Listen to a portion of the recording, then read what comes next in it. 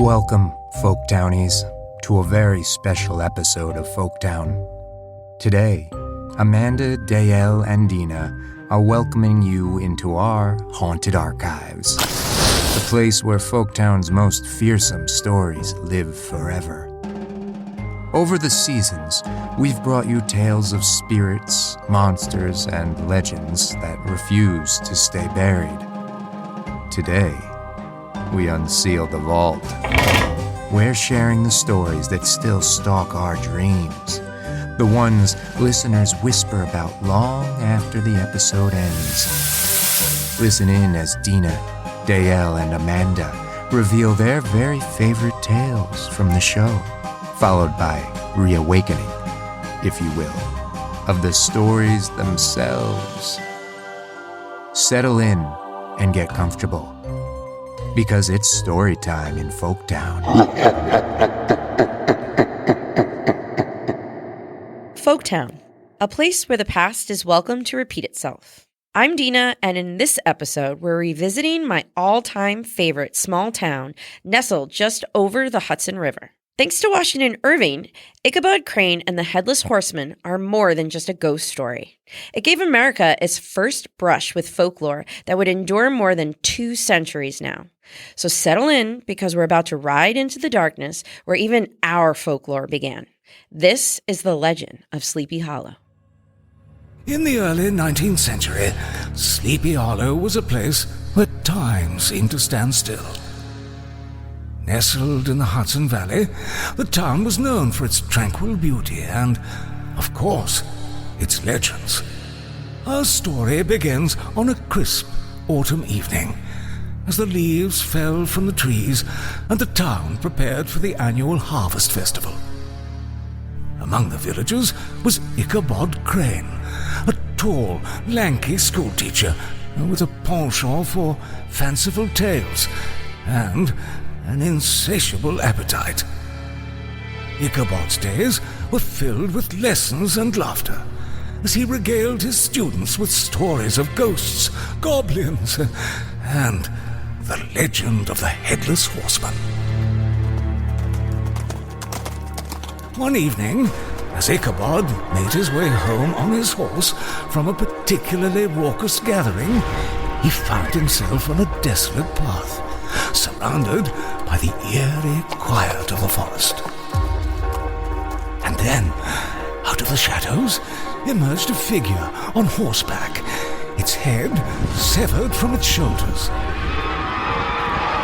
The Headless Horseman, a phantom said to be the spirit of a Hessian soldier who had lost his head to a cannonball during the Revolutionary War. Panic surged through Ichabod as he urged his horse to move faster. But the Headless Horseman pursued him relentlessly, his ghastly laughter echoing through the night. Ichabod knew that he had to reach the safety of the bridge that crossed the nearby creek. For it was said that the Headless Horseman could not cross running water. But just as Ichabod reached the bridge, the Headless Horseman threw his severed head, a flaming pumpkin, at the terrified schoolteacher.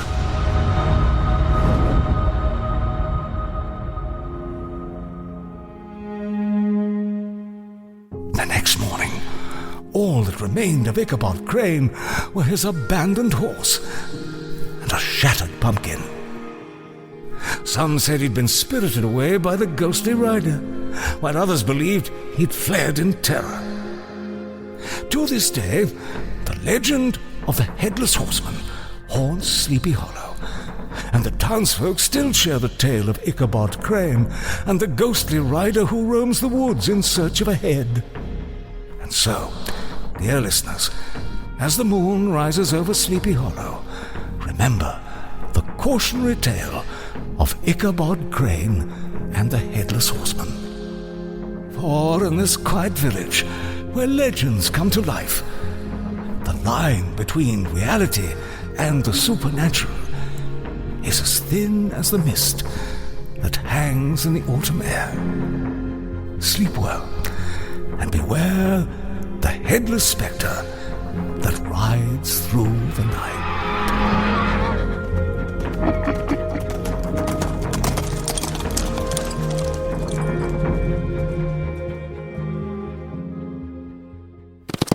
Hey, it's Dayelle. If you know me, you know I love a good vampire story. Blood, mystery, a city that practically breeds vampires. Say less. This is the Carter Brothers.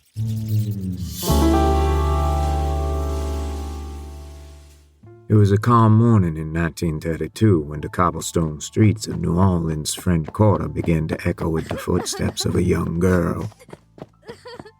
The girl's cheeks were streaked with tears as she ran toward a group of policemen on the corner. Wrapped around both wrists were loose bandages, each one dyed red with her blood. Seeing the girl, the men crouched down to listen to her story, and what she told them was like something out of a nightmare. According to the girl, she and 10 other strangers had been held captive in an apartment on the corner of Royale and St. Anne Streets. 2 men had bound, gagged, and starved them. But these mysterious captors didn't want them to die, the girl said. At least, not right away. What these men wanted was to drink their blood.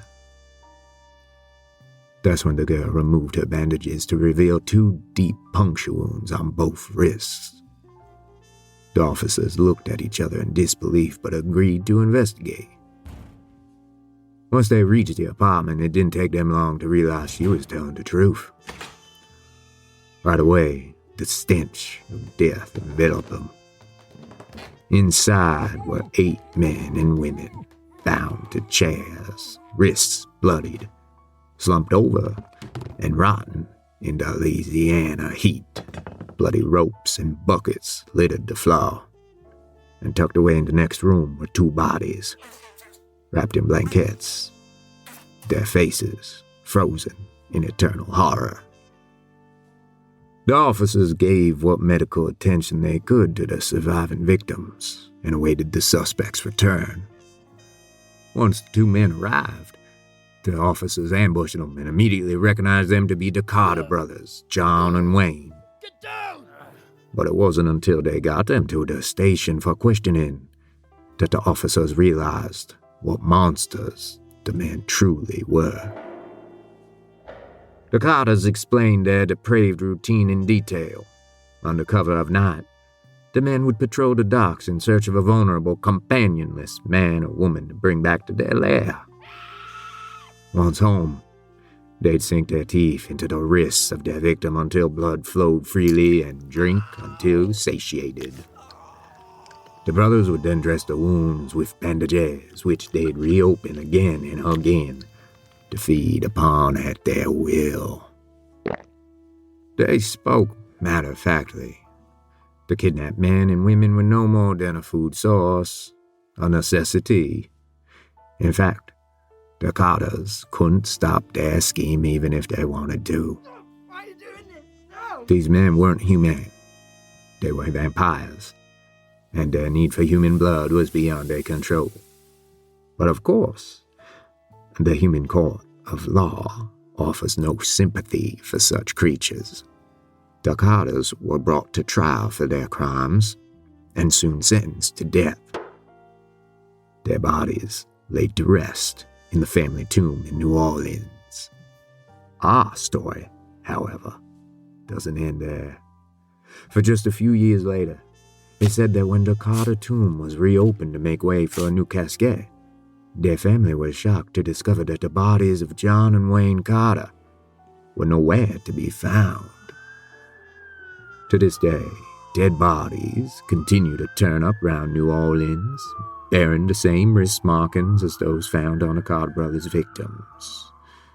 Visitors and locals alike have whispered reports of mysterious men, rumored to be of the Carter's likeness, wandering the streets in search of their next victim.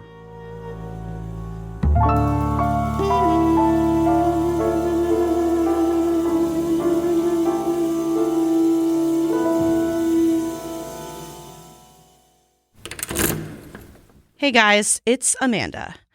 I'm bringing us back to one of the most infamous names of haunted history.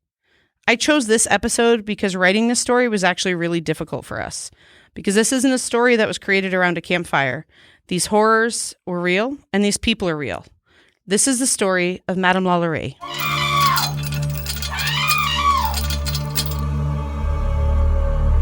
Sarah and Eliza stood hand in hand and stared up at the mansion that was about to become their home. They were sisters, and they'd just been sold to Madame Delphine Lalaurie, one of New Orleans' most wealthy and well-known socialites. They were about to find out what kind of a slave owner she would be. The year was 1833, and New Orleans was a city of opulence. At the heart of the social scene was the Lalaurie Mansion, one of the city's grandest homes. Cheerful flower baskets hung from the large balcony, and two well-dressed footmen greeted the women at the gate. Most of the slaves appointed to the Lalaurie Mansion counted themselves lucky. They enjoyed comfortable lodging, fine food, and were spared the harshest labors. Madame Lalaurie, dressed in a crimson gown as if ready to host one of her lavish parties, greeted the sisters as they entered. "Welcome, girls. I trust you'll find yourselves comfortable here," she said before beginning a tour of the mansion. Sarah, the eldest, was chosen as the new cook and was shown to the kitchen. Eliza, who would help with the laundry, was brought to the washroom downstairs. The sisters' living quarters were far from each other, so their paths would seldom cross, but they were grateful nonetheless to be together in this new, beautiful place. Only one thing set them on edge. At the end of their tour, Madame Lalaurie told them the most important rule of the house. Never, under any circumstances, are you to enter the attic, she said. My husband's work demands great privacy.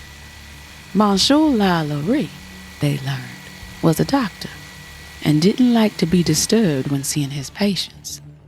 The women nodded in agreement. Sarah and Eliza got on agreeably for the first few weeks, but as the weeks turned to months, something strange began to happen. One by one, Sarah noticed certain slaves were missing at mealtimes. After a while, she'd stopped seeing them altogether. Perhaps they were sold, she thought. It's not my place to inquire. And then one night, it was her sister, Eliza, who didn't show up for dinner, and Sarah's curiosity turned to a gnawing dread. 2 more days passed with no sign of Eliza, and Sarah could stand it no longer. She resolved to search the mansion for answers, and she knew where she had to start. She was frightened of disobeying her master, but the thought of losing her sister was too much to bear.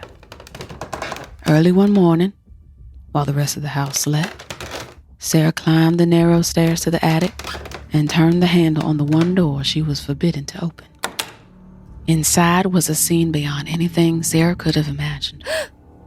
This was no medical office. It was a chamber of torture. Chained to the wall were 6 of the missing slaves. Some had their eyes gouged out, others were missing fingernails. Mouths and ears were stuffed full of fireplace ash and animal insides. The worst victims were missing limbs or had body parts sewn to places they didn't belong. It was clear the victims had been there for months, and there among them was Eliza, her lips sewn shut, unable to scream for help. But before Sarah could run to her sister, she felt a cold hand on her shoulder. "What do you think you're doing?" Madame Lalaurie hissed. The madame gripped Sarah by her hair and yanked her backward out of the attic and down the stairs to the kitchen.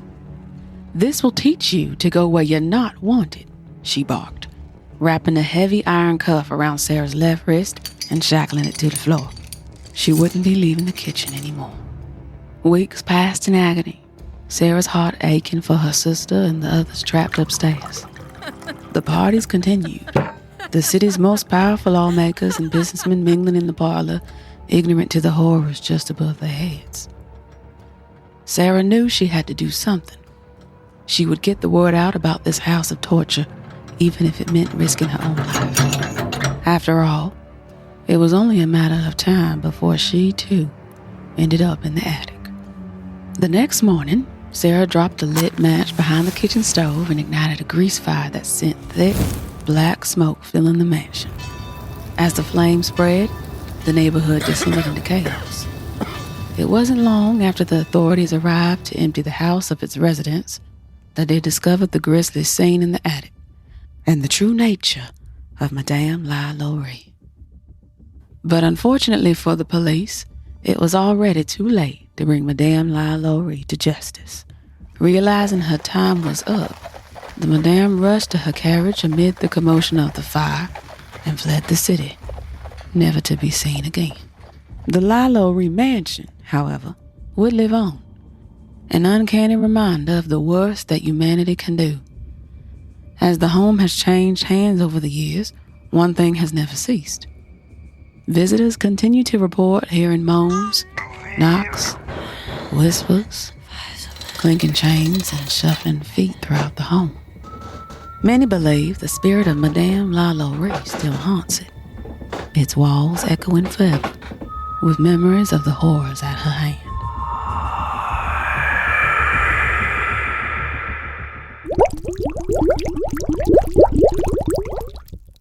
All right, Folktownies, it's Deena, and this one is very personal for me.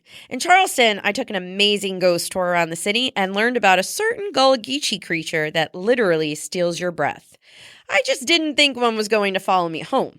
If you want to hear my story, you could check out our Charleston season, but for now, here's the legend of the Boo Hag. And take my word for it, don't ever let a Boo Hag ride you.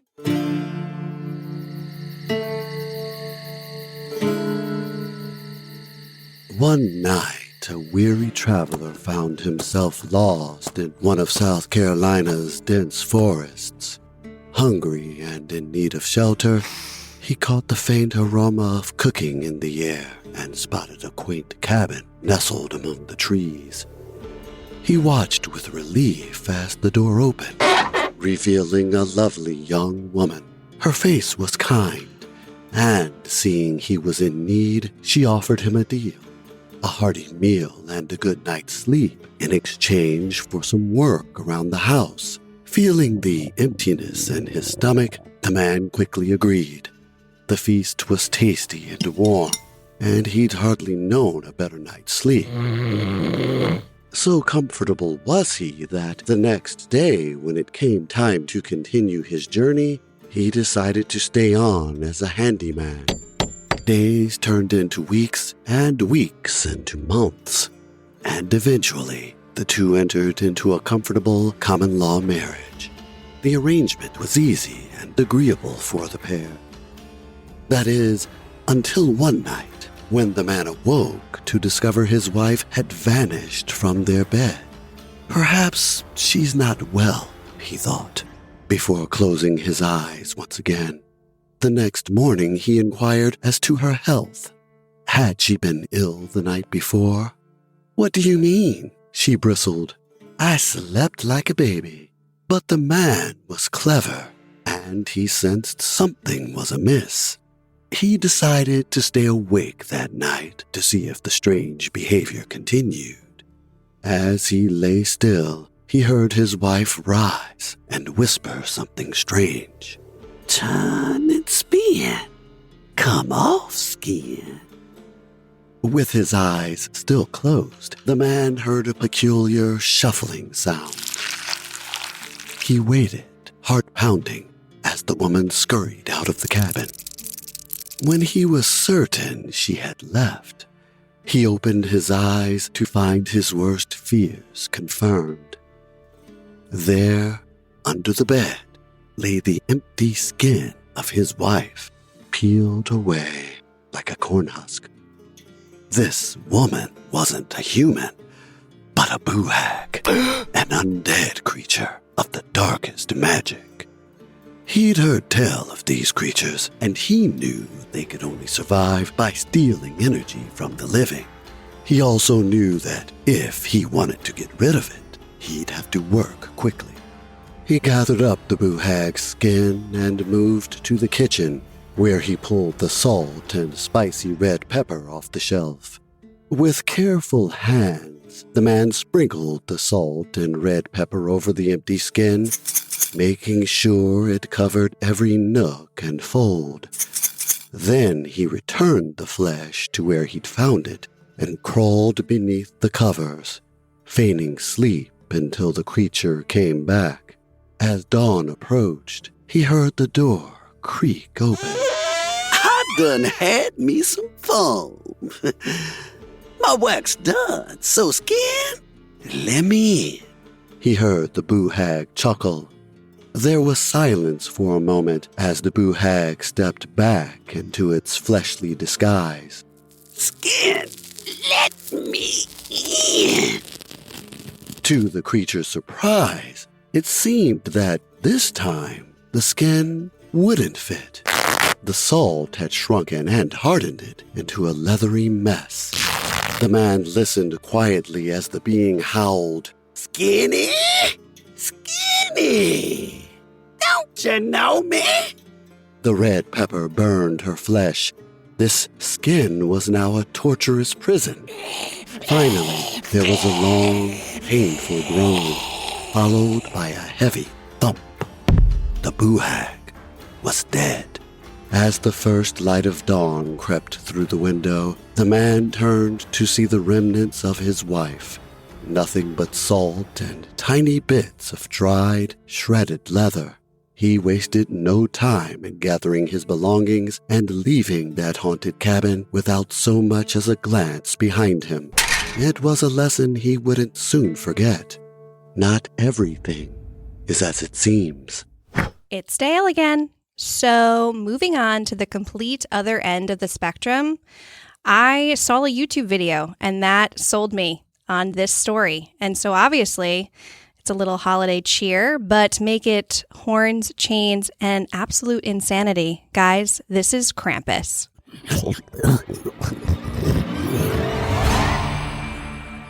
On a frosty Christmas Eve, long, long ago, young Max and his father went from room to room in their small mountain cottage, locking each window tight and setting the Yule log ablaze. Outside, Max's friends played in the snow, their laughter carrying on the winter wind. "Father, why can't I go out?" His face pressed against the glass. His father shook his head with a sigh. "Tonight is a night for family, my son." "But it's Christmas. Why must we do all this? Can't I join the others?" The father knelt beside him. "When I was a boy, I thought just as you do. But you're old enough now. It's time you knew our story." The man leaned back in his chair and closed his eyes as painful memories of Christmases past began to creep in. Many Christmases ago, on a night just like this one, my older brother, Friedrich, and I were stringing garlands by the fire. Friedrich was bold, stubborn as the winter itself, and would rather play than honor tradition. When he'd had enough, Friedrich pulled on his boots and opened the door, the cold air rushing in.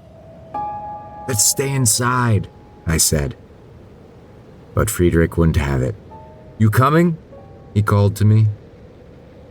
But there was another reason I didn't want to join Friedrich, and I was almost too afraid to say it. "What about Krampus?" I whispered to Friedrich. But Friedrich only scoffed. "Krampus? That's just a tale to frighten children." And then he was gone, daring me to follow. I was frightened, but I wanted to prove myself brave. So I followed Friedrich into the night, the snow crunching under our feet as we walked. That's when Friedrich tapped me on the shoulder and yelled, "Hide and seek!" before vanishing into the trees. 1, 2, 3, he counted from a few yards away. I crouched down beneath the thicket and waited for Friedrich to find me. But something was wrong. The woods were too quiet. Max watched as his father's gaze turned distant, lost in his tale. I peeked through the branches, looking for signs of movement. I caught a glimpse of my brother's jacket and felt relieved, but that's when I saw something else moving through the trees.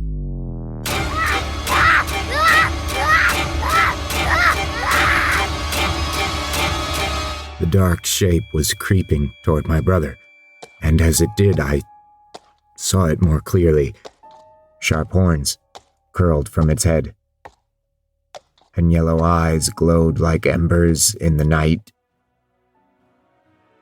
I was terrified, but before I could call out, I heard a sickening thunk.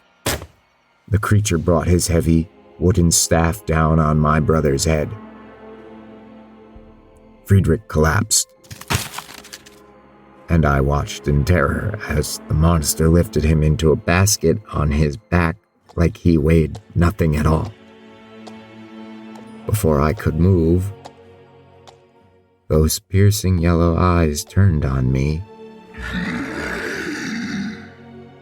That was the moment I knew. The tales were true. Krampus was real. Max clutched his father's arm. My heart pounded as I turned and ran, my small legs carrying me over snow and root until I reached the cottage door. Once inside, I locked the door, my hands trembling as I rushed from window to window, securing each bolt and closing every shutter, desperate to block every possible way in. Then I ran to our bedroom, pulled the quilt over my head, and told myself it was all a terrible dream. By morning, I hoped Friedrich would be back. The father paused, his voice now barely a whisper. But morning came, and Friedrich's bed was still empty. When I looked out the window, all I saw was a strange, dark object on the windowsill outside. A small black bell. Krampus wanted me next. Max gripped his father's sleeve as his father looked into Max's wide, frightened eyes. Belief in family, in goodness, in Christmas itself. These things matter. They are what keep us safe. So tonight, we lock our doors, we light our fires, and we believe, for on nights like this, Krampus still roams, searching for those who have forgotten the true meaning of Christmas. Hi, it's Amanda again. So this was hands down my favorite story of all the stories we've done. Nothing creeps me out more than a creature that can shapeshift, wear your skin, and moves in like a really weird way. So I guess hold on to your skin and keep the lights on. This is Skinwalkers. Take it away, JJ. They say the land remembers. It holds on to things. Memories, footsteps, blood spilled in the dirt. Out here in the Colorado Rockies, I've come to believe it. It started with the cattle. One gone every few nights. No tracks, no broken fence. Just gone. At first, I figured it was wolves or rustlers, but something didn't sit right. A man can feel when his land is wrong, like a wound that won't heal. And this land, it was festering. I rode out past the fence line one morning after another steer had vanished. The land out there was untouched, unruly. Felt heavy, like stepping into a grave. That's when I found it. My missing steer, throat slit, lying stiff in the morning frost. The wound was fresh, but nothing had fed on it. No wolves, no coyotes, just a feast for the flies. The sight turned my stomach, but it was the silence that unnerved me. Even the birds wouldn't sing over that carcass. When I visited town later that day, I stopped in at the general store. The Navajo woman who ran the store had lived out here longer than most. She knew the land like an old friend. I told her about my cattle, about the thing I found beyond my fence. She paled, lips pressing into a thin line. When she spoke, it was low and careful, as if saying too much might invite something terrible. "You and your family are in danger," she whispered.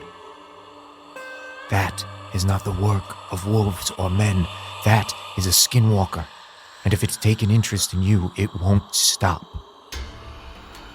I scoffed at first, but her gaze held steady. "You must leave this place, and if you won't, then prepare yourself. A white ash bullet is all that can save you now." I'm not one to believe in legends, but I know better than to spit on the wisdom of those who do. That night I rolled a bullet in the white ash of my fireplace and loaded it into my revolver. I kissed my wife and daughter goodnight and made my way to the back porch where I sat alone as dusk turned to darkness. The land was still. For hours my cattle stood motionless under the moonlight. Then, beyond the fence, I heard a rustling. At first I thought it was a man, tall, lean, but that was before I saw the way it moved. Short, jerky bursts, like something learning how to use its limbs. It crawled, hunched, its long arms dragging through the dirt. It wasn't right. My breath hitched as it made its way toward the herd. From my seat on the porch, I raised my revolver with a shaking hand. I'd seen my fair share of horror. Men buried in the mines, bodies broken under stampedes, but nothing like this. I walked slowly down the steps and in the direction of the creature. As I got closer, its features came into focus. A mouth stretched too wide, grinning with teeth too white, too sharp. Its eyes, God help me, its eyes bore into me, black pits of hunger. And then it moved toward me, faster than anything should. It lunged, I fired. The shot rang out into the night, but I was too slow. The force hit me like a freight train and I went down hard, my gun flying from my grasp. Claws raked across my chest where my hands found slick, burning flesh. I fought, but it was like wrestling a shadow, slippery and endless. Then the pain came, a hot slice across my throat. I gasped, choking as warm blood pooled around me. My vision blurred, darkness seeping in at the edges. My body felt light, weightless. Then I was above it, above myself. I saw my ranch, my home, my wife and daughter safe inside. The windows glowing yellow with candlelight. And I saw the thing kneeling over me, peeling back my flesh and slipping into it as if putting on a coat. It stood, adjusting itself in my skin, rolling my shoulders, flexing my fingers. Then, with my own face, my own legs, it turned and walked toward my home. The land remembers, they say, and so do I.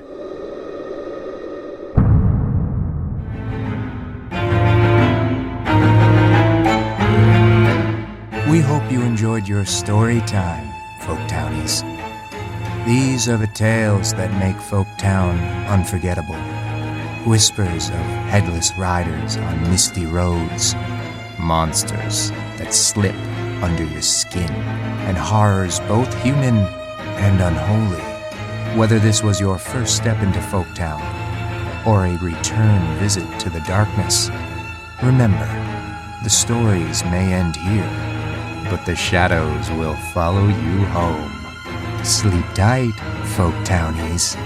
and see you next week for another very special spooky season episode.